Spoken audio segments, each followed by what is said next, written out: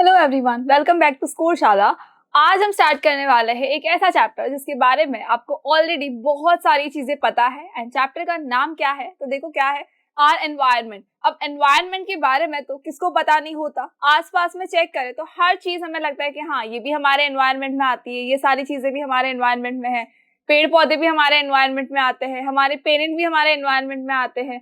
बहुत सारी चीजें हैं जो कि एनवायरनमेंट के कॉम्पोनेंट्स में आते हैं। ठीक है, यानी कि हमारे एनवायरनमेंट को बनाने के लिए सिर्फ एक सिंगल चीज की जरूरत नहीं है, बहुत सारी चीजों की, बहुत सारी वैरायटी ऑफ थिंग्स की रिक्वायरमेंट होती है। जनरली आपने सुना होगा कि हाँ हम पढ़ नहीं पाते बिकॉज हमें पढ़ने का एनवायरनमेंट नहीं मिल पाता। तो ये पढ़ने का एनवायरनमेंट क्या है कि हमें वो फीलिंग नहीं आती कि हम वहाँ पढ़े, लेकिन हम जहाँ रह रहे हैं वो हमारे लिए सूटेबल एनवायरनमेंट है बिकॉज हमें वहाँ बहुत अच्छा लगता है। हमारी सारी जरूरत की चीजें हमें वहाँ मिल जाती हैं। अब जरूरत की चीजों में ऐसा नहीं है कि सिर्फ और सिर्फ चॉकलेट मिलेगी, पिज्जा मिलेगा, पानी वगैरह मिल जाएगा एंड ऑल दैट। नहीं, एयर भी हमारी रिक्वायरमेंट में आता है। तो एयर भी हमारे एनवायरनमेंट का क्या है, एक हिस्सा है। अदर लिविंग ऑर्गेनिज्म है, जितने भी एनिमल्स है, माइक्रो ऑर्गेनिज्म है, सब के सब क्या है, हमारे एनवायरनमेंट का हिस्सा है। एंड उसी एनवायरनमेंट के बारे में आज हमें स्टडी करनी है। So I Lavina Kumawat welcoming you all at score शाला। देखो एनवायरनमेंट का सबसे जो एक मेन टॉपिक आता है या मेन एक वर्ड जो आता है उसको हम कहते हैं इकोसिस्टम कहते हैं। अब ये इकोसिस्टम क्या है? एनवायरनमेंट तो हमें समझ में आ गया कि एनिमल्स भी आएंगे, ऑर्गेनिज्म भी आएंगे, प्लांट्स भी आएंगे, माइक्रोब्स भी आएंगे, उसके अंदर वाटर भी आएगा, एयर भी आएगा, सारी चीजें आ जाती है। लेकिन इकोसिस्टम क्या है? इकोसिस्टम का मतलब होता है कि जहां पर living organism and non living organism जब आप इंटरैक्शन करते हैं, जहां पर इंटरैक्शन करेंगे उसे हम क्या कह देंगे कि पूरा का पूरा क्या है, ये एक इकोसिस्टम है। अब इस इकोसिस्टम के अंदर बहुत सारी चीजें आती है। सी, ये जो पूरा एक इकोसिस्टम है उसके अंदर देखो क्या है, प्लांट्स भी आ जाते हैं, न्यूट्रिएंट्स है, मिनरल्स है, सॉइल ऑर्गेनिज्म हो गए हैं, डिस्टर्बेंसेस आ गए, सोलर रेडिएशंस आ गई है, मॉइस्चर आ गया, वाटर आ गया, एयर आ गया, प्लांट्स आ गए। सारी चीजें क्या है, इकोसिस्टम के अंदर आती है। ये जो जितनी भी सारी चीजें आपको नजर आ रही है, चाहे नाम आपको पढ़ने में आ रहे हैं, चाहे ये चीजें आपको जो नजर आ रही है, या अगर अपने आसपास हम नजर घुमा के देखें तो हमें ये समझ में आएगा कि सारी चीजें जो है वो एक दूसरे से इंटरैक्ट करती है। इंटरैक्ट कैसे करती है? ओ हाय हेलो क्या हाल चाल है, वैसे इंटरैक्शन नहीं होता है। लेकिन ये इंटरैक्शन का मतलब क्या हुआ कि हर कोई एक दूसरे के ऊपर क्या है, डिपेंडेंट है। अब प्लांट है, वो क्या कर रहे हैं, फोटोसिंथेसिस कर रहे हैं एंड हमें क्या करते हैं, अपने न्यूट्रिएंट्स को प्रोवाइड करते हैं, फूड को प्रोवाइड करते हैं हमें। अदर एनिमल्स भी है, वो उनके ऊपर डिपेंडेंट होंगे, हम अदर एनिमल पे डिपेंडेंट है। तो ये डिपेंडेंसी जो है एक दूसरे के ऊपर, इसे ही हम क्या कहते हैं, इंटरैक्शन कहते हैं। तो ये हमारा इकोसिस्टम है। इकोसिस्टम के अंदर बहुत सारी चीजें आ जाती है। कौन कौन सी चीजें आती है? तो इकोसिस्टम के कुछ कंपोनेंट्स होते हैं। कौन से कंपोनेंट्स होते हैं? तो देखो यहाँ इकोसिस्टम के अंदर हमें क्या क्या नजर आया, इसको अगर छोड़े हम आसपास देख लो क्या क्या नजर आया हमको। हमें नजर आया एयर, हमें नजर आया वाटर, हमें और क्या नजर आया, माउंटेन नजर आया, सॉइल नजर आई, प्लांट नजर आए। उसके अलावा माइक्रोब्स के बारे में हमने सुना है, तो हमको पता है कि हमारे आसपास में भले ही वो दिखाई नहीं दे रहे हैं लेकिन स्टिल अभी माइक्रोब्स जो है आसपास में प्रेजेंट है। अदर एनिमल्स नजर आ गए, छोटे छोटे लिविंग ऑर्गेनिज्म, इंसेक्ट्स नजर आए हमको। तो ये इतनी सारी चीजें जो है, ये सब क्या है, ये हमारे इकोसिस्टम के कंपोनेंट्स है। हम एक के भी बिना अपनी लाइफ को एज्यूम भी नहीं कर सकते। एयर को हटा लो, चलो एयर को हटा के फिर एज्यूम करो अपनी लाइफ की, वाह कितनी सुंदर होगी। नहीं होगी भैया, नहीं होगी। एयर नहीं होगी तो सांस कैसे लोगे? और अगर पानी को हटा के देखे तो नहीं, उसको भी नहीं हटा सकते। क्यों नहीं हटा सकते? बिकॉज हमारी खुद की बॉडी ही 70% तो पानी से बनी है। जिस दिन पानी नहीं पीते उस दिन डिहाइड्रेशन हो जाता है, चक्कर आने लगता है, सिर यूं घूमने लगता है। तो जब इतना सिर घूमेगा तो फिर काम कैसे करेंगे? हम नहीं सरवाइव कर सकते पानी के बिना भी। अच्छा प्लांट्स को हटा देते, चलो एक काम करते, प्लांट को धरती में से पूरा रिमूव कर देते हैं। Is it possible? No, it's not possible. क्यों नहीं है पॉसिबल ये? बिकॉज अगर प्लांट्स को रिमूव कर दिया है तो हमारा खाना हमको कहाँ से मिलेगा? हमें कौन खाना खिलाएगा? धरती माता ही तो खिला रही थी, जो उसके ऊपर प्लांट्स लगे हैं वहीं से हमारा खाना आ रहा था। लेकिन जब वो होगा ही नहीं तो हम खाना क्या खाएंगे? हमें न्यूट्रिएंट्स नहीं मिलेंगे, तो हम प्लांट्स को भी वहां से रिमूव नहीं कर सकते। तो अच्छा एक काम करते हैं, माइक्रो ऑर्गेनिज्म को हटा देते, जो डिकम्पोजर्स है उनको रिमूव कर देते हैं। तो क्या होगा? तो हमारा एनवायरनमेंट क्लीन नहीं रहेगा, डिकम्पोज नहीं होंगी चीजें, वो एज इट इज रहेंगी एनवायरनमेंट के अंदर। जैसे प्लास्टिक एज इट इज रहता है, सोचो अगर दुनिया का सारा कचरा एज इट इज रहने लग गया तो क्या होगा? पूरी दुनिया ना सिर्फ कचरे से ही भर जाएगी, हम कहीं नजर नहीं आएंगे फिर तो ये तो बहुत सारी चीजें गड़बड़ है। या तो तो ये हमारे इकोसिस्टम के बहुत सारे कंपोनेंट्स होते हैं। फाइन, तो ये बहुत सारे क्या है कंपोनेंट्स है हमारे इकोसिस्टम के। तो यहाँ देख लो इकोसिस्टम के कंपोनेंट्स में दो फैक्टर्स आते हैं। The first thing is abiotic factor, second thing is biotic factor. Abiotic factors and biotic factors. Biotic को कैसे याद रखना है, बायोटिक को हमेशा याद रखिए लिविंग ऑर्गेनिज्म से, बायोटिक वर्ड को ही याद रखना है लिविंग से, ठीक है। एंड अबायोटिक को याद किससे रखना है, नॉन लिविंग से। अबायोटिक को आप किससे याद रखेंगे, ओके यहाँ लिख देते चलो। अबायोटिक को आप किससे याद रखेंगे, नॉन लिविंग से याद रखेंगे। एंड बायोटिक को किससे याद रखना है, लिविंग से याद रखना है। तो बायोटिक फैक्टर्स के अंदर कौन कौन से कंपोनेंट्स आएंगे, तो बायोटिक फैक्टर्स में आएंगे plants, micro organism and animals.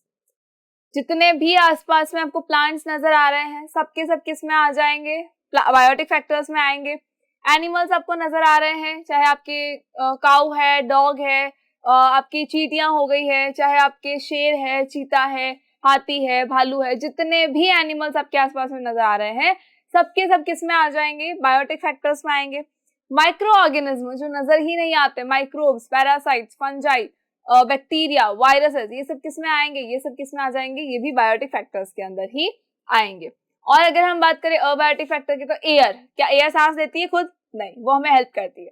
तो एयर क्या है, नॉन लिविंग थिंग है, तो एयर किस में आएगा, अबायोटिक फैक्टर्स में आएगा। वाटर अबायोटिक फैक्टर्स में आएगा। सनलाइट अबायोटिक फैक्टर्स में आएंगी। सनलाइट को भी हम रिमूव नहीं कर सकते, एक दिन रिमूव करके चेक कर लो तो प्लांट्स अपना खाना नहीं बना पाएंगे, और प्लांट्स अगर फोटोसिंथेसिस नहीं करेंगे तो हमारे लिए फूड कहाँ से आएगा, फूड ऑब्टेन नहीं हो पाएगा। देन हम बात कर ले सॉइल की। सॉइल भी क्या है हमारे लिए, एक अबायोटिक फैक्टर है। सॉइल एक ऐसी चीज है जिसकी वजह से प्लांट को ग्रो करवाया जा सकता है, प्लांट की ग्रोथ हो जाती है। अदरवाइज अगर सॉइल नहीं है तो हम प्लांट को ग्रो नहीं करवा सकते, प्लांट फिर लगेंगे नहीं। रॉक्स बहुत जरूरी है, रॉक के अंदर ही क्या होता है, मिनरल्स होते हैं, और रॉक को ही ब्रेक करके क्या बनाया जाता है, सॉइल फॉर्मेशन किया जाता है। रेनफॉल है, विंड है, टेम्परेचर आ जाता है, लाइट आ जाती है, ये सारी चीजें किस में आती है, अबायोटिक फैक्टर्स में आती हैं। And they are responsible for life, ये सारी चीजें लाइफ के लिए रिस्पॉन्सिबल है। अगर इनमें से एक भी चीज को हम हटा दें तो हम सरवाइव नहीं कर सकते, हम लाइफ के बारे में एज्यूम भी नहीं कर सकते, इमेजिन भी नहीं कर सकते उसके बाद। तो so these are the factors जो कि पूरा सब मिलके क्या करते हैं, इकोसिस्टम का फॉर्मेशन करते हैं। फाइन, तो there are some components of ecosystem, बहुत ही इंपॉर्टेंट कंपोनेंट्स है ये, बहुत इंपॉर्टेंट फैक्टर्स है जिनको कि हमें लर्न करना है। एंड आई होप कि इसको रटने की जरूरत बिल्कुल नहीं है। बायोटिक का नाम आया, जितनी लिविंग चीजें याद आ रही है वो लिख दो। एंड अबायोटिक के अंदर जितनी नॉन लिविंग थिंग्स है, हाँ यहाँ पे आप पिज्जा बर्गर नहीं लिख सकते कि हाँ ये भी हमारे लिए इकोसिस्टम है, नहीं ये हमारे इकोसिस्टम में नहीं आता है, ये तो ठीक है हमने बाद में बनाया है। प्रीवियस जमाने की बात कर लो, जब एंशिएंट टाइम की अगर आप बात कर ले तो वहां पर पिज्जा बर्गर नहीं थे, आपकी मैगी नहीं थी, चॉकलेट्स नहीं थी, तब भी लोग सरवाइव कर रहे थे। हम उन फैक्टर्स की बात कर रहे हैं। चलो आगे आते हैं, next thing is food chain. अब ये फूड चेन क्या होती है, ठीक है भाई, तो हमें समझ में आ गया कि हमारे पूरा इकोसिस्टम बना हुआ है, उसके अंदर क्या है, उसके अंदर बहुत सारे अबायोटिक फैक्टर्स है, बहुत सारे बायोटिक फैक्टर्स है, दोनों ही क्या कहते हैं एक दूसरे के साथ में इंटरेक्शन करते हैं, उससे क्या बनता है, पूरा इकोसिस्टम बनता है। नाउ डू यू नो कि इकोसिस्टम जो है नेचुरल भी हो सकता है, आर्टिफिशियल भी हो सकता है। यस, एक और चीज हम देखते हैं, उसके बाद हम आगे आते हैं। वापस पीछे आ जाओ, चलो वैसे पीछे नहीं चलना चाहिए कभी भी, लेकिन फिर भी हम थोड़ा पीछे आ जाते हैं। इकोसिस्टम जो होता है वो नेचुरल भी हो सकता है एंड आर्टिफिशियल भी हो सकता है। कौन कौन सा होता है, देखो नेचुरल इकोसिस्टम का मतलब हो गया फॉरेस्ट ले लो, इसमें पॉन्ड्स ले लो, तो पॉन्ड है, फॉरेस्ट है, उसके अंदर क्या होता है, एक्वाटिक लाइफ भी होती है, वहां पर ये बायोटिक फैक्टर्स भी होते हैं, वहां पर अबायोटिक फैक्टर्स भी होते हैं, तो सबको मिला के क्या बनता है, पूरा एक इकोसिस्टम बनता है। फाइन, लेकिन अगर मैं बात करूं आर्टिफिशियल इकोसिस्टम की, तो फिर हम कैसे बना सकते हैं, हमारा एक्वेरियम, कैसे भूल सकते हैं उसको, हम एक्वेरियम को नहीं भूल सकते। एक्वेरियम क्या है, एक तरह का इकोसिस्टम ही तो है, लेकिन वो आर्टिफिशियल है बिकॉज उसको ह्यूमंस ने बनाया है, उसको नेचर ने नहीं बनाया, वो ह्यूमन बींग्स ने बनाया है। दैट इज वाई हम उसको क्या कहते हैं, आर्टिफिशियल इकोसिस्टम कहते हैं। Now the next thing is कि फूड चेन। फूड चेन क्या होती है, तो फूड की चेन बना ले, एक हमारा पिज्जा लगा देते हैं, फिर हम उसके अंदर एक मैगी लगा देते हैं, फिर क्या लगाए, चाउमीन लगा दे, चलो चाउमीन लगा देते हैं, देन एक बर्गर लगा देते हैं, फिर सैंडविच आ जाएगा, फिर चॉकलेट आ जाएगी, फिर आइसक्रीम आ जाएगी, और बहुत सारी चीजें लगा देते हैं, राइट। तो इन सबसे क्या बन जाएगा, एक फूड चेन बन जाएगी। चाइनीज भेल लगा लो भाई, पेटीज लगा लो, कहाँ ले जा रहे हो उनको, उनको क्यों छोड़ रहे हैं। Red sauce pasta, white sauce pasta, सबको लगा के एक चेन बना देते हैं, फाइन, जैसे फूलों की माला बनती है वैसे फूड की माला बन जाएगी, स्टूपिड। चलो ये सारी चीजें नहीं होती है। फूड चेन ये नहीं है, फूड चेन ये है जो हम बायोलॉजी के अंदर पढ़ते हैं। क्या होती है फूड चेन? फूड चेन का मतलब है कि जब फूड बनता है वहां से लेकर लास्ट कहाँ तक पहुंचता है, कैसे पहुंच रहा है सारे लोगों के अंदर, सारे लिविंग ऑर्गेनिज्म के अंदर, उनको हम कहते हैं फूड चेन। पता नहीं क्या करते, पिज्जा बर्गर के अलावा आगे बढ़ते ही नहीं है। चलो आ जाओ वापस, आ जाओ फटाफट आ जाओ, पिज्जा बर्गर को साइड में रख दो। चलो ये क्या है हमारा, ये है ग्रास, ठीक है, घास है। ऑब्वियसली बात है भाई, घास क्या होगा, एक प्लांट की फॉर्म में ले सकते हैं इसको कि ठीक है, हमने इसको बोल दिया प्रोड्यूसर्स कह देते, चलो प्रोड्यूसर्स कह देते, ओके लिखा भी है। नेक्स्ट ओके यहाँ आ जाओ, ये क्या है, प्राइमरी प्रोड्यूसर्स है। ग्रास मतलब ग्रीन प्लांट जिसको हम कह देते हैं, ये क्या है, प्राइमरी प्रोड्यूसर्स है। सनलाइट को लेंगे, ठीक है, सनलाइट को ये लेंगे और उससे क्या बनाएंगे, उससे बनाएंगे खाना, फूड को सिंथेसाइज करेंगे। और जब फूड को सिंथेसाइज कर देंगे तो सिर्फ अपने लिए नहीं करेंगे, दूसरे लिविंग ऑर्गेनिज्म के लिए भी फूड को सिंथेसाइज करके रखेंगे कि हाँ भैया जब तुम आओ तो ले जाना, पैकिंग की हुई है हमारे यहाँ खाने की, चलो, और वो भी फ्री की। तो यहाँ पे कौन आया, यहाँ पर आया ग्रास हॉपर। इस ग्रास के ऊपर कौन आया, ग्रास हॉपर आया। अब ये ग्रास हॉपर क्या करेगा, ये तो फूड सिंथेसाइज नहीं कर सकता सनलाइट से, तो इसने क्या किया, ग्रास से ले लिया, क्योंकि ग्रास है, मैं भी तो ग्रास हॉपर ही हूं ना, तो मुझे दे दो, तो दे दिया उसको खाना। अब क्या होगा, ग्रास हॉपर ने किसको खाया, ग्रास को खाया। तो ये ग्रास क्या है, पहले फर्स्ट ये प्राइमरी प्रोड्यूसर है, ये बनाने का काम कर रहे हैं, ये प्रोड्यूस कर रहे हैं। तो बेसिकली हम प्रोड्यूसर्स किसको कहते हैं, प्रोड्यूसर्स हम कहते हैं ग्रीन प्लांट्स को। प्रोड्यूसर्स कौन होते हैं, ग्रीन प्लांट्स होते हैं, ठीक है, जो सनलाइट लेते हैं और अपना खाना बनाते हैं, फूड सिंथेसाइज करते हैं। लिविंग ऑर्गेनिज्म के लिए भी कर रहे हैं, खुद के लिए तो कर ही रहे हैं, अदर लिविंग ऑर्गेनिज्म के लिए भी कर रहे हैं। इसको किसने खाया, ग्रास हॉपर ने खाया। तो ग्रास हॉपर को हम क्या कहेंगे, कंज्यूमर है, ये कंज्यूम कर रहा है, ठीक है, ये क्या कर रहा है, कंज्यूम कर रहा है। कंज्यूमर कौन होता है, जो कंज्यूम करता है। तो इसने क्या किया, ग्रास को कंज्यूम किया, तो ये क्या है, प्राइमरी कंज्यूमर है भाई, ये प्राइमरी प्रोड्यूसर था, ये क्या है, प्राइमरी कंज्यूमर है भाई, फर्स्ट कंज्यूमर है। ये होता है ना तुम्हारे यहाँ कि वीडियो देखा नहीं है कि अरे वाह मेरा फर्स्ट कमेंट है, मेरा फर्स्ट कमेंट है, तो बस ये वही वाला है, ये प्राइमरी कंज्यूमर है। इसने पहली बार जाके इस घास को सीधा सीधा इसने खाया। अब क्या हुआ, जब ये खुश हो रहा था और ये पार्टी कर रहा था कि अरे वाह मैं तो प्राइमरी कंज्यूमर हूँ, तो क्या हुआ, यहाँ फ्रॉग आ रहा था, उसने देखा कि भैया कुछ ज्यादा ही पार्टी वार्टी चल रही है, एक काम करते मैं तुम्ही को खा जाता हूँ, बड़े टेस्टी लग रहे हो। तो इस फ्रॉग ने क्या किया, ग्रास हॉपर को खा लिया। अब ये फ्रॉग क्या बन गया, ये सेकेंडरी कंज्यूमर बना। ये प्राइमरी कंज्यूमर था, फ्रॉग ने ग्रास हॉपर को खाया तो क्या हो गया, सेकेंडरी कंज्यूमर बन चुका है। अब ये सेकेंडरी कंज्यूमर जो है इसको कौन खाएगा, एक और कंज्यूमर आएगा, टेरिटरी कंज्यूमर। ये कूद रहा था, इधर उधर उछल रहा था, तो क्या हुआ, ग्रास हॉपर्स ने जाके किसकी शिकायत कर दी, स्नेक को शिकायत कर दी कि भाई ये जो है बहुत परेशान कर रहा है, हम लोगों को खा रहा है। तो स्नेक आया, उसने क्या किया, फ्रॉग को खा लिया। अब ये क्या है, ये टेरिटरी कंज्यूमर बन चुका है। Primary consumer was grass hopper, secondary consumer was frog, third territory consumer is snake. अब इस स्नेक को कौन खाएगा, स्नेक को जो है उठा के ले जाएगा हॉक, यानी कि अपेक्स कंज्यूमर। अपेक्स का मतलब होता है बिल्कुल टॉप वाला जो कंज्यूमर होता है, उसको हम क्या कहते हैं, अपेक्स कंज्यूमर कहते हैं। कौन होता है, ये हॉक होता है। ये उड़ते उड़ते उड़ते क्या करता है, उस सांप को फटाफट फटाफट जो भाग रहा है उसको सीधा जाके दबोच लेता है और खा लेता है, ठीक है। चलो अब क्या होगा, जब इसकी डेथ हो जाएगी, भाई इसको खाने वाला कोई है नहीं, ठीक है, ये अपेक्स कंज्यूमर है, यानी इसको खाने वाला कोई नहीं। अपेक्स कौन होता है, जो सबसे सुपीरियर होता है, जो सबसे राजा होता है सबका, उसको हाथ लगाने वाला कोई नहीं है। तो इस हॉक को हाथ लगाने वाला कोई है क्या, वाला नहीं है, यहाँ पे कोई इसको खाने वाला नहीं है। तो अब क्या होगा, जब इसकी डेथ हो जाएगी, जब किसी रीजन से इसकी डेथ हो जाएगी, तो उसके बाद क्या होगा, जो बैक्टीरिया है, जो फंजाई है, यानी जो डिकम्पोजर्स है, वो इसके ऊपर फीड ऑन करेंगे, इसको खाएंगे कि भैया तुम जिंदा थे तब तक तो तुम्हें कोई खा नहीं पाया, अब आ जाओ लाइन में तुम भी। तो इसको खाने के लिए कौन आया, डिकम्पोजर्स है। ये डिकम्पोजर्स क्या करते हैं, ये डिकम्पोजर्स डिकम्पोज करने का काम करते हैं, यानी कि एनवायरनमेंट को क्लीन करने का काम करेंगे। भैया ये वो ऑर्गेनिज्म है जिसको कोई नहीं खा रहा, ठीक है, ये टेस्टी नहीं लगता किसी को, तो इसको कोई नहीं खा रहा, ये मर भी जाएगा तब भी इसको कोई नहीं खाएगा। तो क्या होगा, लाशों के ढेर नहीं लग जाएंगे पूरे वर्ल्ड के ऊपर। तो उस लाशों के ढेर को हटाने के लिए कौन आता है, डिकम्पोजर्स आते हैं कि भैया एक काम करो, तुम लोग सारा काम कर लो, हम सिर्फ और सिर्फ क्लीनिंग का काम करेंगे, साफ सफाई का काम हम कर देंगे। तो झाड़ू पोछा लेके ही शुरू हो जाते हैं। तो ये क्या करते हैं, ये डेड और डिकेइंग मैटर के ऊपर फीड ऑन करते हैं। तो ये यहाँ जाएंगे, इस मरे हुए हॉक के ऊपर जाएंगे, इसके ऊपर फीड ऑन करेंगे और इससे क्या कर देंगे, इसको एक ब्लैक कलर के सब्सटेंस में कन्वर्ट करेंगे, जिसको हमने क्या नाम दिया, ह्यूमस नाम दिया है। फाइन, ह्यूमस नाम दिया हमने इनको। तो ये जो डिकम्पोजर्स है, ये डिकम्पोज करने का काम करते हैं, यानी कि एनवायरनमेंट को क्लीन करने का भी काम कर रहे हैं साथ ही साथ में। डेड बॉडीज को ज्यादा कलेक्ट नहीं होने देते हैं। चलो, तो आई होप कि आपको क्लियर हो गया कि फूड चेन कहाँ तक जा रही है। देखो लास्ट कहाँ खत्म हुई है, डिकम्पोजर्स पे खत्म हो रही है। स्टार्ट कहाँ से हुई थी, प्रोड्यूसर पे, बिकॉज जब तक फूड बनेगा नहीं तो खाएंगे कैसे। तो पहले कौन आया, ग्रीन प्लांट्स, प्रोड्यूसर्स आए। इस प्रोड्यूसर को जिसने खाया उसको हमने क्या नाम दिया, उसको हमने नाम दिया फर्स्ट कंज्यूमर।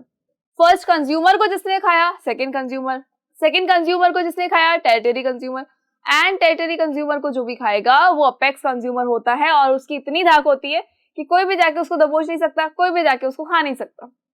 अब इसके बाद कौन आता है, जब ये मर जाते हैं तो डिकम्पोजर्स आते हैं और उनको डिकम्पोज कर देते हैं, इनके ऊपर फीड ऑन करते हैं और उससे क्या बनाते हैं, ह्यूमस बनाते हैं, ऑर्गेनिक मैटर बना देते हैं। तो ये हमारी क्या थी, पूरी फूड चेन थी। देखो इसके अंदर पिज्जा बर्गर कहीं नहीं आया है, ठीक है, तो नाम नहीं लेना उसका, फूड का नाम आता नहीं, लार टपकाने लग जाते हो। चलो, तो ये क्या है, ये हमारी है पूरी की पूरी फूड चेन। अब सोचो ऐसी बहुत सारी चेन्स होंगी, और जब बहुत सारी चेन्स यानी इकोसिस्टम के अंदर इतना ज्यादा इंटरैक्शन हो रहा है तो क्या एक जाल नहीं बन जाएगा, बिल्कुल बन जाएगा। तो इस तरह का जो जाल बनेगा इसको हम क्या नाम देंगे, फूड वेब नाम देंगे, फूड वेब नाम देंगे। मतलब देखो यह क्या है, ये है ग्रास, ग्रास को किसने खाया, ग्रास हॉपर ने खाया। बट इस ग्रास हॉपर जो है ये बहुत लोगों को टेस्टी लग रहा है। इस ग्रास हॉपर को आया तो था फ्रॉग खाने के लिए, बीच में बर्ड ने देख लिया तो बर्ड उठा के ले गई, तो यह कॉम्पिटिशन हुआ। चलो, इस बर्ड को किसने खाया, बर्ड को स्नेक ने खाया। और स्नेक भाई साहब ना थोड़े से मतलब वो उनको वैरायटी ऑफ फूड चाहिए, वो एक फूड से हमेशा बोर हो जाते हैं। तो स्नेक जो है वो फ्रॉग को भी खाएगा, और स्नेक जो है वो किसको खाएगा, बर्ड को भी खाने वाला है। ठीक है, स्नेक किसको खाने वाला है, बर्ड को और फ्रॉग को खाने वाला है। लेकिन स्नेक की ज्यादा नहीं चलेगी, हॉक भैया ना ये आ जाएंगे फटाफट से, आ जाओ बेटा मैं यही हूँ। चलो, नेक्स्ट इज, इस ग्रास को जब ग्रास हॉपर ने खा लिया तो ग्रास हॉपर को किसने खाया, फ्रॉग ने। अब इस फ्रॉग को कौन खा लेगा, आउल भी खा सकता है। फ्रॉग जो है आउल की प्लेट में भी हो सकता है, आउल की भी फेवरेट डिश है ये फ्रॉग, तो ये उसको भी खा सकता है। नेक्स्ट, अगर इस ग्रास को किसने खा लिया, माउस ने खा लिया, तो इस माउस जो है, ये माउस आउल की प्लेट में भी आता है, ये माउस जो है ये हॉक की प्लेट में भी जाता है, और ये माउस जो है ये फॉक्स की प्लेट में भी जाता है। सोचो कितने सारे लोगों की प्लेट में जा रहा है ये, तो मरना तो बेचारे को है ही। अब सपोज इसकी जगह आया कि भाई नहीं भाई रैबिट जो आ गया वो आगे पहले, मैं खाऊंगा अब तो इसको, ग्रास को, ग्रास हॉपर बाद में आएगा, माउस बाद में आएगा। तो ये जो रैबिट है इसको खाने वाला कौन है, सीधा हॉक आ गया। या फिर इसको कौन खा सकता है, फॉक्स खा सकता है। तो ये जो पूरा जाल बन रहा है ना, या इसको इसने खा लिया, इसको उसने खा लिया, इसका ये हो गया, इसका होगा, कुछ समझ तो आया नहीं हमको, ठीक है। लेकिन हमारे दिमाग में क्या क्लियर हो गया कि भाई जो सबसे ऊपर वाला है, जो सबसे सुपीरियर है, उस सुपीरियर को खाने वाला अभी तक कोई भी नहीं आया। और ये जो सबसे लोअर में है, जो ये ग्रीन प्लांट्स है हमारे, इनको कोई छोड़ने वाला नहीं है, जिसको दिखेगा ये उसको ये खा लेंगे। ठीक है, ग्रीन प्लांट्स जिस किसी को भी दिखाई देंगे वो उसको जाके लपक लेंगे सीधा। ठीक है, तो ये हमारे क्या हो जाते हैं, प्रोड्यूसर्स होते हैं, जो प्रोड्यूस करते हैं, और इन्हीं को सब लोग क्या करते हैं, खा जाते हैं। बाकी सब ये क्या है, ये सारे के सारे है कंज्यूमर्स। तो कंज्यूमर्स में भी जो पहले होगा वो प्राइमरी, सेकंड नंबर पे होगा वो सेकेंडरी, एंड जो थर्ड नंबर पे होगा वो टेरिटरी, एंड उसके बाद जो होगा वो अपेक्स होता है। अपेक्स, अपेक्स का मतलब क्या होता है, सुपीरियर, बिल्कुल सबसे ऊपर, उसके बाद कोई भी नहीं है, उसको खाने वाला कोई भी नहीं है। लेकिन हाँ, जब इसकी डेथ हो जाएगी तब क्या होगा, डिकम्पोजर्स इसके ऊपर फीड ऑन करेंगे, डिकम्पोजर्स इसको खाएंगे, इसको ब्रेक करेंगे। फाइन, चलो, तो आई होप कि आपको क्लियर हो गया होगा कि फूड चेन क्या है एंड फूड वेब क्या है। तो देखो फूड चेन क्या थी, एक सिंगल चेन को हम क्या कह रहे थे, फूड चेन कह रहे थे कि ठीक है, एक प्रोड्यूसर को कंज्यूमर ने खाया, फिर दूसरा, फिर तीसरा, फिर लास्ट वन, ये सारा ठीक है। लेकिन जब इसका बहुत बड़ा सा एक जाल बन जाता है, बहुत सारी फूड चेन्स का कॉम्बिनेशन आ जाता है, तो उन बहुत सारी फूड चेन के कॉम्बिनेशन को हम क्या कहते हैं, फूड वेब कहते हैं। फूड वेब कहते हैं, यानी कि खाने का पूरा एक जाल बना हुआ है, बहुत कॉम्प्लिकेटेड है ये, खाने का पूरा क्या है, जाल है। ये तो फिर भी ठीक है, कई बार होता है कि बहुत बड़े बड़े जाल आपको देखने को मिलते हैं, तो कंफ्यूज नहीं होना है। चलो, नेक्स्ट थिंग इज कि ट्रॉफिक लेवल क्या होता है। भाई अभी तक तो ये हमने पढ़ लिया कि भाई हमारा प्राइमरी कंज्यूमर है, सेकेंडरी कंज्यूमर है, प्रोड्यूसर्स है, apex consumer and all that, decomposers and all that, ठीक है। अब ये सारे जो है ये ट्रॉफिक लेवल्स के अंदर होते हैं, इनके ट्रॉफिक लेवल होता है। अभी ट्रॉफिक लेवल क्या है, देखो फर्स्ट ट्रॉफिक लेवल जो है वो किसका आता है, वो प्रोड्यूसर क्या आता है, प्रोड्यूसर का आएगा। सबसे पहला जो लेवल आएगा वो किसका आएगा, प्रोड्यूसर का आएगा। क्यों, जब फूड चेन को स्टार्ट कर रहे थे तब भी सबसे पहले क्या आ रहा था, प्रोड्यूसर आ रहा था। तो ये प्रोड्यूसर कौन हो गया है, ये हो गया ग्रीन प्लांट्स, और ये कौन सा लेवल है, ये फर्स्ट ट्रॉफिक लेवल है। देन इस प्रोड्यूसर को कौन खाने वाला है, तो हमने बताया था प्राइमरी कंज्यूमर खाएगा, प्राइमरी कंज्यूमर खाएगा, जिसको हम क्या नाम देंगे, हर्बीवोर्स नाम देंगे। हर्बीवोर्स का मतलब वो ओनली क्या खाते हैं, प्लांट्स ही खाते हैं, यानी प्लांट्स के ऊपर ही डिपेंडेंट रहते हैं, उसके अलावा ये किसी पर भी डिपेंडेंट बिल्कुल भी नहीं रहते हैं। Next thing is secondary consumer. Secondary consumer कौन होता है, जो कि कार्निवोर होता है, जो किसी भी ऑर्गेनिज्म को उठाकर खा जाएगा, ठीक है, जो मांस खाने वाला है। तो इसको हमने क्या नाम दिया है, कार्निवोर नाम दिया है। और ये कौन सा ट्रॉफिक लेवल है, देख लो, फर्स्ट सेकेंड थर्ड, तो यानी कि ये कौन सा है, टेरिटरी प्राइमरी कंज्यूमर यहाँ होगा, सेकेंडरी कंज्यूमर यहाँ, क्यों, क्योंकि फर्स्ट वाला क्या है, प्रोड्यूसर है, तो यहाँ पर क्या हो जाएगा, सेकेंडरी कंज्यूमर है। जो ये कार्निवोर से ये क्या है, ये सेकेंडरी कंज्यूमर है। नेक्स्ट आ जाओ, कार्निवोर्स तो क्लियर हो गया। नेक्स्ट थिंग क्या है, fourth trophic level. Fourth trophic level है मतलब टेरिटरी कंज्यूमर्स का होगा। फोर्थ ट्रॉफिक लेवल मतलब टेरिटरी कंज्यूमर्स, जो क्या कर रहे हैं, इस सेकेंडरी कंज्यूमर को खा जाते हैं, जिसमें कौन आता है, स्नेक आता है, फॉक्स आता है। तो these are secondary carnivores. Secondary carnivores कह सकते हैं, सेकेंडरी कंज्यूमर्स, टेरिटरी कंज्यूमर्स कह सकते हैं, सेकेंडरी नहीं कह पाएंगे। क्यों नहीं कह पाएंगे सेकेंडरी, बिकॉज जो फर्स्ट है उसमें क्या है, प्रोड्यूसर्स है।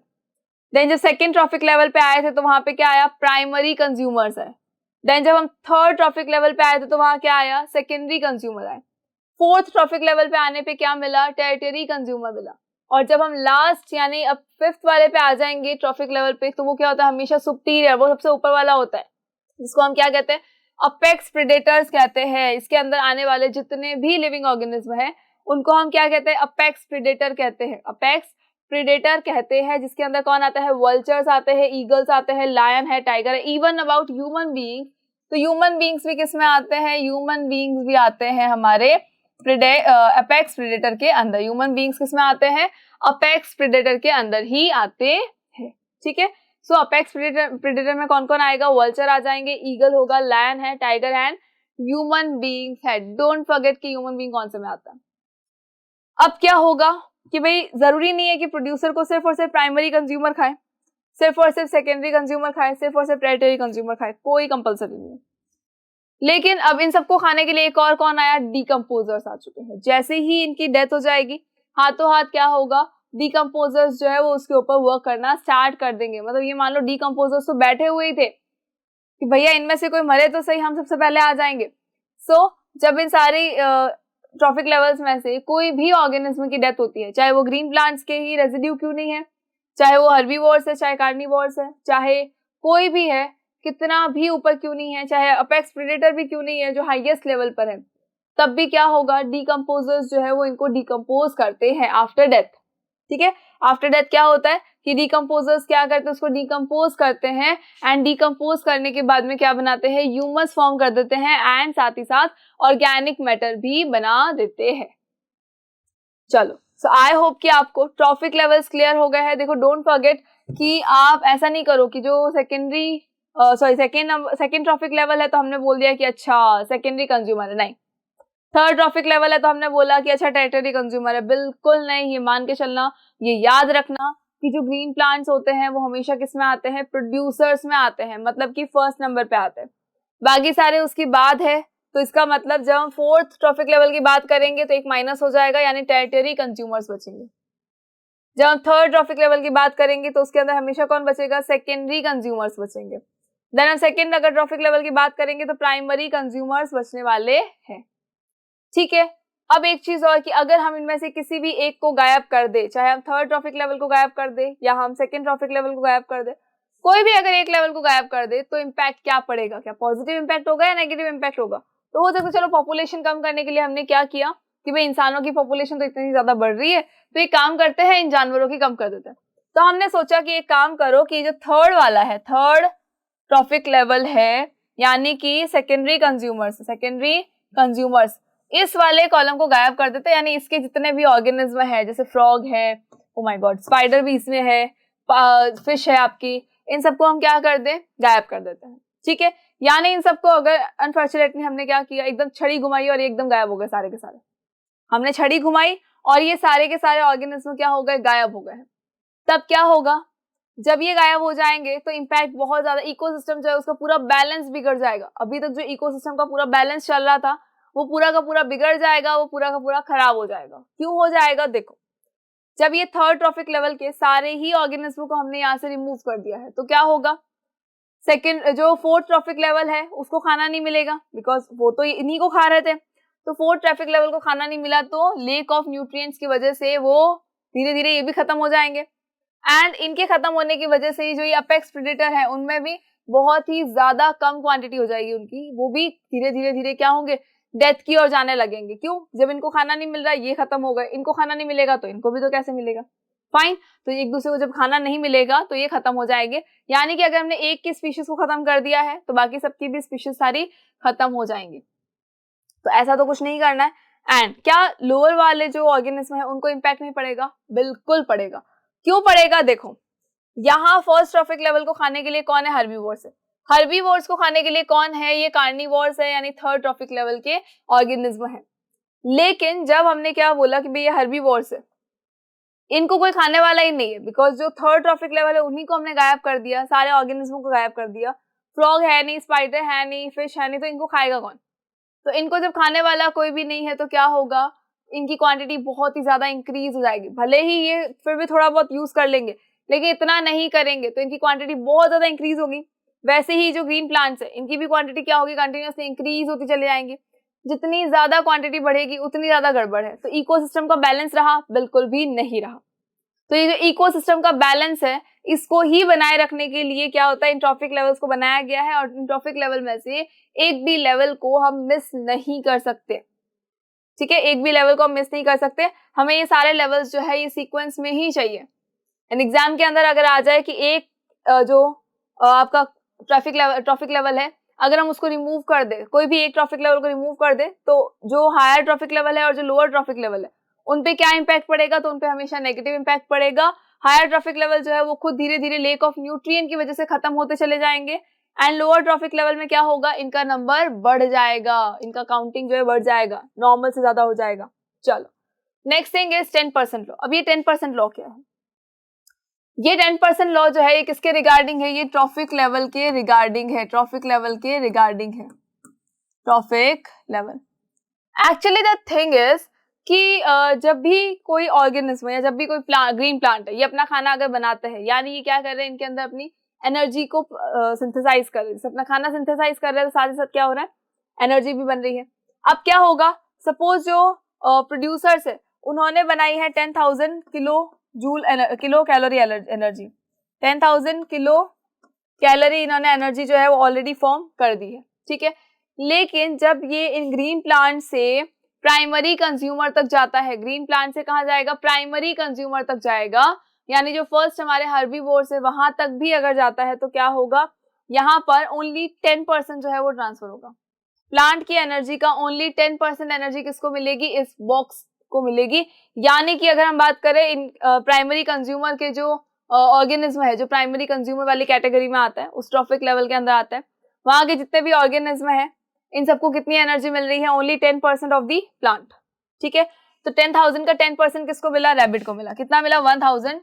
1000 किलो कैलोरी मिला।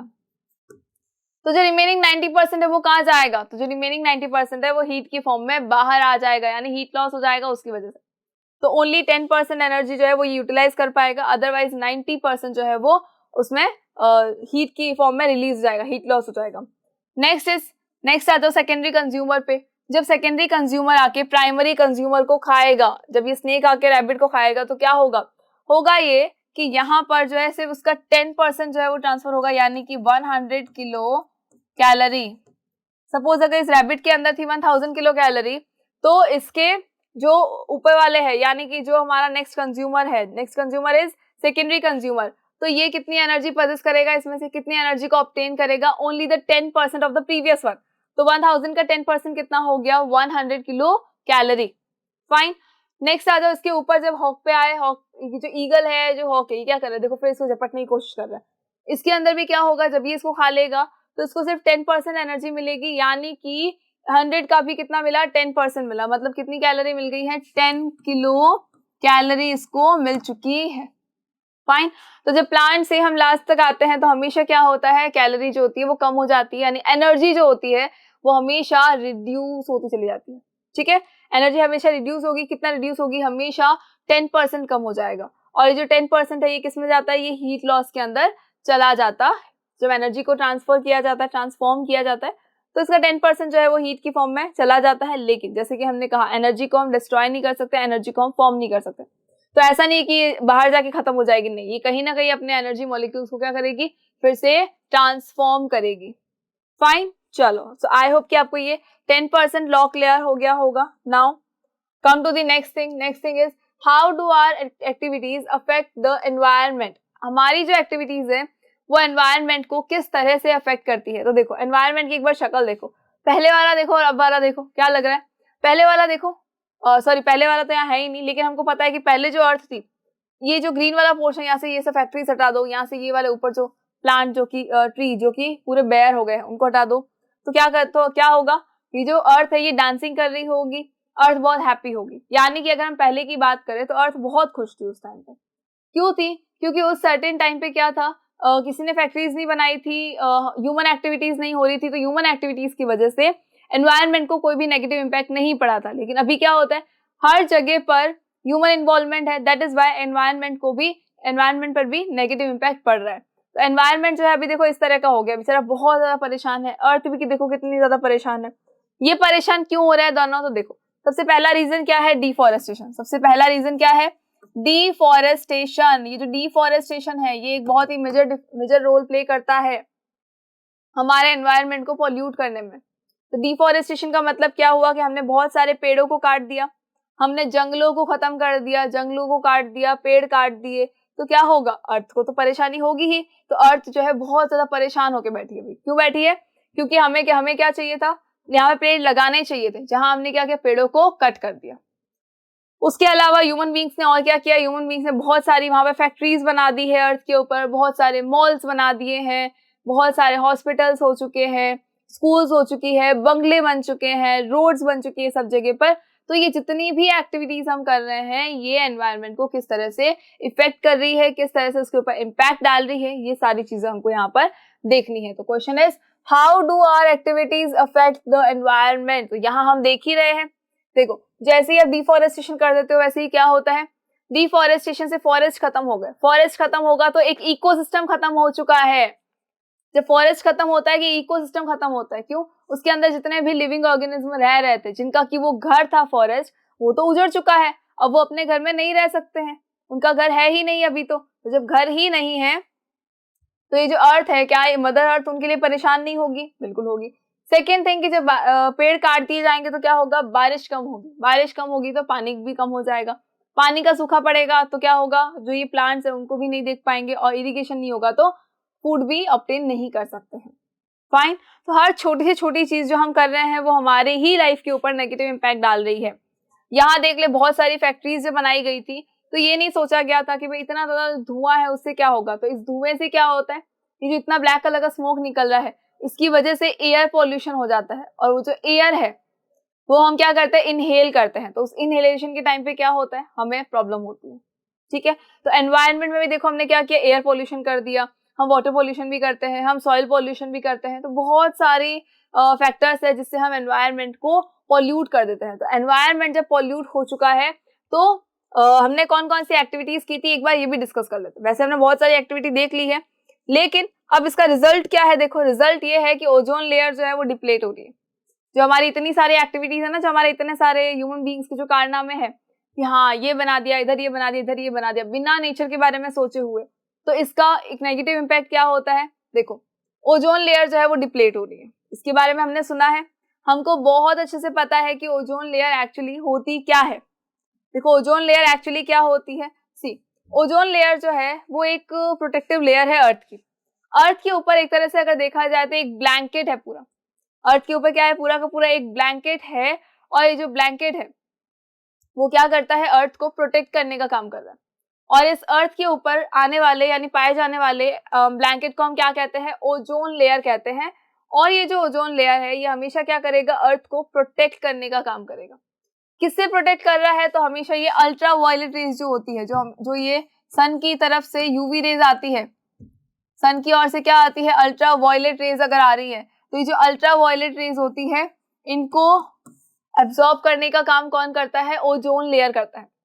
अगर ये अल्ट्रावायलेट रेज डायरेक्ट आ जाएंगे अर्थ के ऊपर तो बहुत ज्यादा गड़बड़ हो जाएगी, यानी कि देखो गर्मी बहुत ज्यादा होगी क्योंकि डायरेक्ट धूप आ रही है, बहुत ज्यादा सनरेज आ रही है, हीट बढ़ जाएगी, गर्मी बढ़ेगी तो ग्लेशियर्स पिघलेंगे, पानी जो है पूरे के अंदर फैल जाएगा और पूरी अर्थ जो है पानी के अंदर ही डूब जाएगी।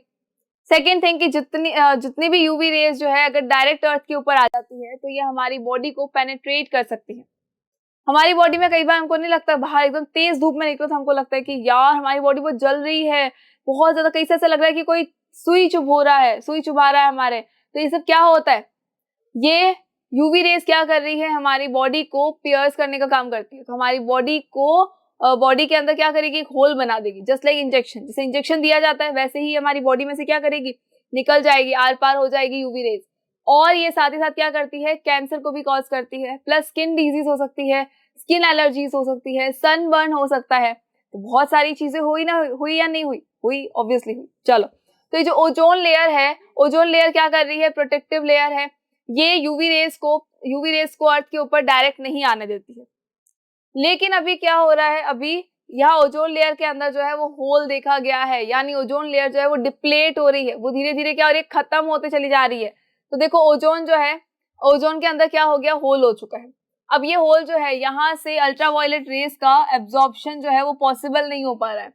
तो उस एब्जॉर्प्शन ना होने की वजह से क्या होगा? ये यूवी रेज जो है ये डायरेक्ट आएगी और ये not only human body, even ये सारे ही लिविंग ऑर्गेनिज्म को इम्पैक्ट करेगी और नेगेटिव इम्पैक्ट करेगी। फाइन। अब ये जो ओजोन लेयर है ये डिप्लेट हो ही क्यों रही है? तो हमको पता है कि हमारी ही एक्टिविटीज की वजह से ये ओजोन लेयर जो है वो डिप्लेट हो रही है। सी रेफ्रिजरेटर्स के अंदर जो एक CFC गैस आती है, क्लोरोफ्लोरोकार्बन जो आता है, सिर्फ एक इसको ही बंद कर देने से ही हमारी जो ओजोन है वो भी पूरी सही होने लग जाएंगी। उसके अलावा कार्बन डाइऑक्साइड का लेवल इतना ज्यादा इंक्रीज हो गया है, मीथेन का लेवल इतना ज्यादा इंक्रीज हो गया है, उससे भी क्या हो रहा है? ओजोन लेयर डिप्लेशन हो रहा है। अब ये ओजोन बनती कैसे है? तो देखो, ओजोन एटमॉस्फेयर के अंदर अगर हम देखें तो वहां पर ऑक्सीजन के 2 मॉलिक्यूल्स प्रेजेंट होते हैं हमेशा। ऑक्सीजन हमेशा अपने एलिमेंटल फॉर्म में रहता है, ऑक्सीजन कभी भी अलग नहीं रहेगा। यहाँ पर होगा क्या? तो एक ऑक्सीजन का 2 ऑक्सीजन की पार्टिकल्स है ये। अब इन दोनों ही ऑक्सीजन पे क्या होगा? एक एनर्जी लगेगी। एनर्जी कौन सी? UV rays, ultraviolet rays. ये अल्ट्रावायलेट रेज इसके ऊपर जाएगी तो क्या होगा? ये ब्रेक हो जाएंगे, ये 2 पार्ट से ब्रेक हो गए, यहाँ एक 1 आ गया, यहाँ एक 1 आ गया। अब क्या होगा? फिर ये अपने 1 के साथ में मिलेंगे और ये बॉन्डिंग बनाएंगे। जो बॉन्ड बनेगा उससे फिर ये क्या बन जाएंगे? O2 बन जाएंगे।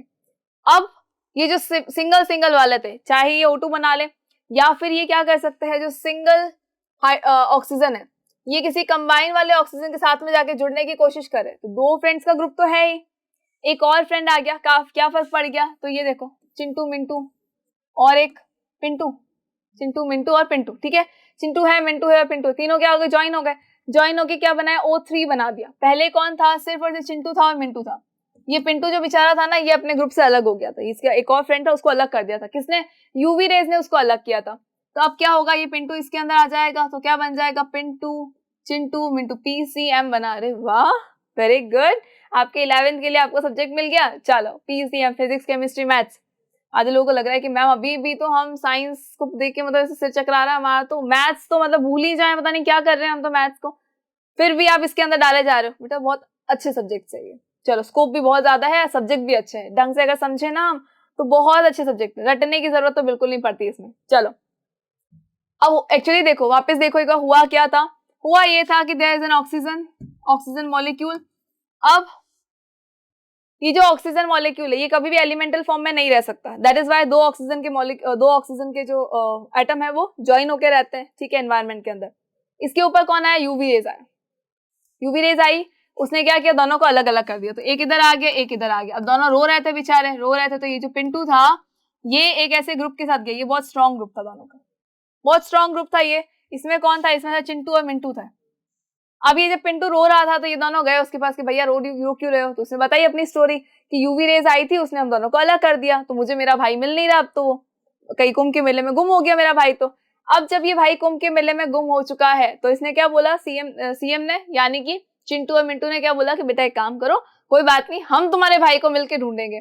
अब क्या हुआ? पिंटू भी इनके ग्रुप में शामिल हो गया। तो जब ये इनके ग्रुप में शामिल हुआ तो क्या हो गया? ये चिंटू, मिंटू और ये पिंटू तीनों ही देखो एक साथ में आ गए।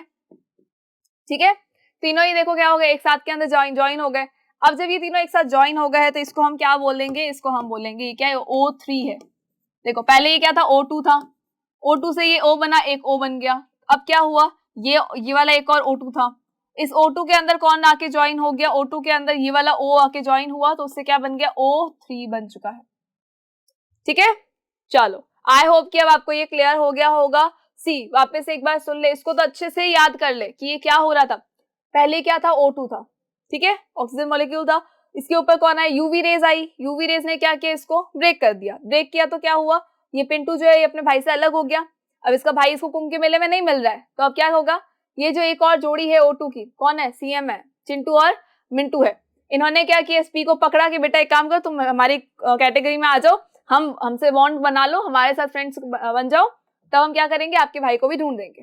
ठीक है, तीनों जने मिलके क्या बन गए, PCM बन गए, यानी कि पिंटू, चिंटू और मिंटू बन गए। अब ये क्या है, ये O3 है, तीनों ने मिलके क्या बनाया, O3 बनाया। अब ये जो O3 है ना, ये यूवी रेस की बैंड बजाता है।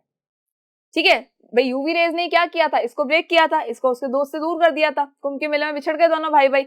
अब क्या हुआ, ये जो O3 है यही मिलके क्या करेगा, ये O3 यहाँ यूवी रेस की बैंड बजाएगा। कैसे, O3 जो है यानी ओजोन जो है वो इसके चारों ओर लपेट जाएंगे कि बेटा अब यूवी रेस खोलेंगे, आजा बेटा देख लेते हैं तेरे को भी कैसे अंदर जाता है, मैं भी देखता हूँ। तो ये क्या करते हैं, यूवी रेस को एब्जॉर्ब कर लेते हैं और डायरेक्टली अंदर नहीं जाने देते। ठीक है, चलो सो अब हुआ क्या, यहाँ हमारी ही गलती की वजह से क्या हो रहा है, ह्यूमन बीइंग्स की ही गलतियों की वजह से, एक्टिविटीज की वजह से क्या हो रहा है, इतना ज्यादा पॉल्यूशन बढ़ चुका है। तो उस पॉल्यूशन की वजह से ये जो ओजोन है ये खत्म हो रहा है, ओजोन लेयर में क्या हो रहा है, होल हो रहा है, तो ओजोन लेयर डिप्लेट हो रही है। फाइन, और अगर ओजोन लेयर के डिप्लेशन को रोकना है तो हमें क्या करना पड़ेगा, CFC को कम करना पड़ेगा, CFC के यूज को कम करना पड़ेगा। चलो, सो आई होप कि आपको ये क्लियर हो गया है। Now come to the next thing. Next thing is कि हमारी एक और कौन सी एक्टिविटी है, तो देखो अर्थ जो हमारी मदर अर्थ है वो पहले ये थी, कितनी सुंदर, कितनी शांत, कितनी खुश, है ना, बहुत क्यूट सी लग रही है, बहुत प्यारी सी लग रही है। अब क्या हुआ, हमारी मदर अर्थ अब कैसी हो गई है, अब ये ऐसी हो गई है, अब ये बहुत परेशान है। ये बहुत परेशान क्यों है, ये क्यों रो रही है, बिकॉज यहाँ पर कचरा ही कचरा उनको नजर आ रहा है। मम्मी नहीं परेशान होती है हमारी कि जब हम घर के अंदर कचरा फैला दे तो मम्मी क्या करती है, एक थप्पड़ लगा दे, सब फटाफट साफ कर, इसको हटा यहाँ से, ये क्या है, हटाओ इसको, सारा का सारा ये कचरा फालतू में फैला के रखा है। करती है कि नहीं करती है, लेकिन हमारी मदर अर्थ जो है ये हमें ऐसे थप्पड़ नहीं लगा सकती है। बट अभी ये देखो बहुत ज्यादा परेशान है, इतना सारा कचरा जो हो चुका है हमारे यहाँ पर। फाइन, तो हमें क्या करना है, इस वेस्ट को मैनेज करना है। हमें ये बहुत अच्छे से पता है कि वेस्ट आता कहाँ से है। वेस्ट कहाँ से आता है भाई, सुबह से लेकर शाम तक हम जितना भी काम कर रहे हैं सबके अंदर क्या आया, वेस्ट आया। कैसे हुआ, देखो मॉर्निंग में उठने से लेकर आप इवनिंग तक जितने काम करते हो एक बार उसको सोच के देखो। जब सुबह उठते हो और तैयार होते हो उस टाइम पे क्या होता है, हमारा खुद का जो ह्यूमन एक्सक्रीटा होता है वो भी क्या है, वेस्ट है। उसके बाद देखो, उसके बाद जब आप ब्रश व्रश करके आराम से रेडी हो जाते हो, रेडी होते हो तो जब बाल बनाते हो तो जो बाल बिखर रहे होते हैं वो भी क्या है, वेस्ट प्रोडक्ट में आता है। देन आप जिस कोम को यूज कर रहे हो अगर वो आपको लगा कि यार ये तो खराब हो चुका है, बाहर फेंक देते हैं, ये भी वेस्ट प्रोडक्ट हो गया। फाइन, देन हमको याद आया कि अरे मम्मी ने खाना बनाया नहीं बनाया, किचन में जाके देखा तो मम्मी ने खाना तो बनाया था लेकिन पास के अंदर क्या था, किचन का बहुत सारा वेस्ट रखा हुआ था। स्कूल गए, स्कूल के अंदर हमने क्या किया, पेंसिल को शार्प किया, पेंसिल को शार्प किया, इरेजर को यूज किया, तो क्या निकला, उसमें से भी कचरा निकला, बहुत सारा डस्ट निकला, उसमें से कचरा निकला। फिर जब हमने टिफिन खोला लंच टाइम के अंदर तो क्या हुआ, जिस फॉइल पेपर के अंदर मम्मी ने हमारा पराठा रैप करके दिया था वो फॉइल पेपर भी क्या हो चुका है, अभी वेस्ट हो चुका है, हमारे लिए क्या है, वेस्ट है। लिखते लिखते कई बार पेपर खराब हो जाता है, हम उसको फाड़ के फेंक देते हैं, वेस्ट प्रोडक्ट हुआ कि नहीं हुआ, बिल्कुल हुआ। तो देखो कितनी सारी चीजें हमने गिना दी। घर आए तो मम्मी को लगा कि यार आज बेटा आज तो हमने करेले की सब्जी बनाई है, मम्मी को नहीं लगा, हमें लगा करेले की सब्जी मम्मी ने बना के रख दी हमारे लिए, लेकिन हमको तो नहीं भाती। अब हमको क्या चाहिए, हमको चाहिए पिज्जा।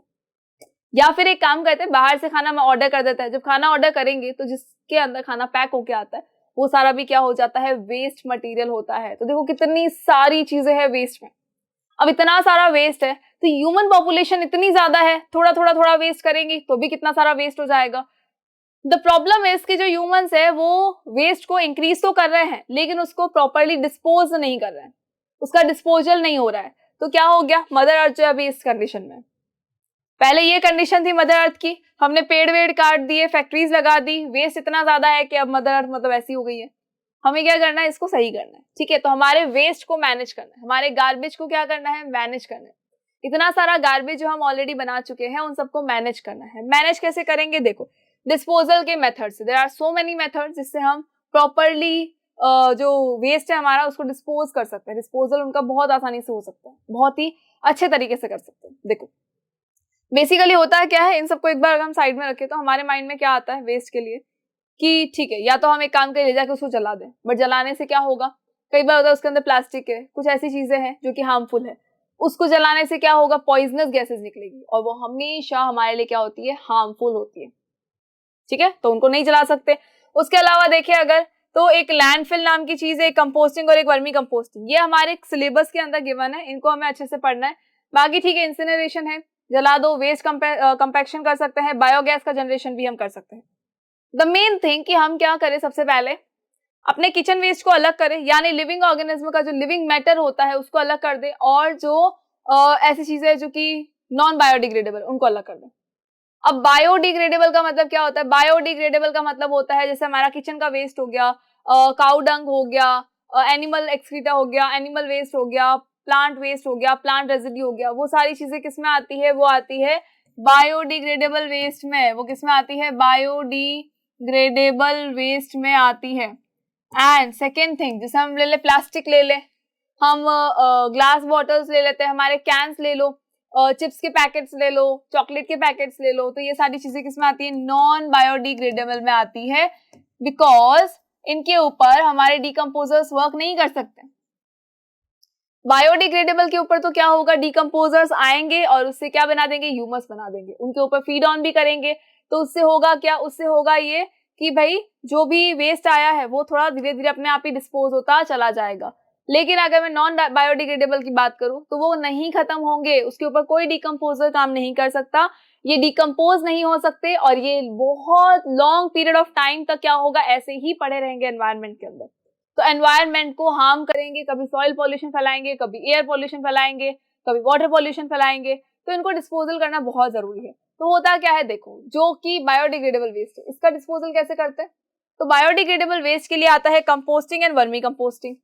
कंपोस्टिंग हमने पढ़ा था, क्या कहा था, there is a compost pit, एक गड्ढा खोदा है जिसके अंदर क्या किया, सारा का सारा लिविंग मैटर लाके डाल दिया, चाहे वो ह्यूमन एक्सक्रीटा है, चाहे वो एनिमल एक्सक्रीटा है, हमारे किचन का वेस्ट है, वेजिटेबल पील, फ्रूट पील, प्लांट रेसिड्यू, जो भी पार्ट है वो सारा का सारा कहाँ आ जाएगा, कंपोस्ट पिट में आएगा। उस कंपोस्ट पिट में हमने क्या किया है, उसको अच्छे से ढक दिया, कवर अप कर दिया। कुछ टाइम के बाद हमने उसको देखा, यानी 1 वीक या 15 डेज के बाद जब हमने उसको खोल के देखा तो हमें लगा कि अरे वाह, या तो ब्लैक कलर का कोई सब्सटेंस बन गया, पहले तो इतना सारा वेस्ट था, तो वेस्ट नहीं है, अब क्या है, ब्लैक कलर का एक सब्सटेंस है।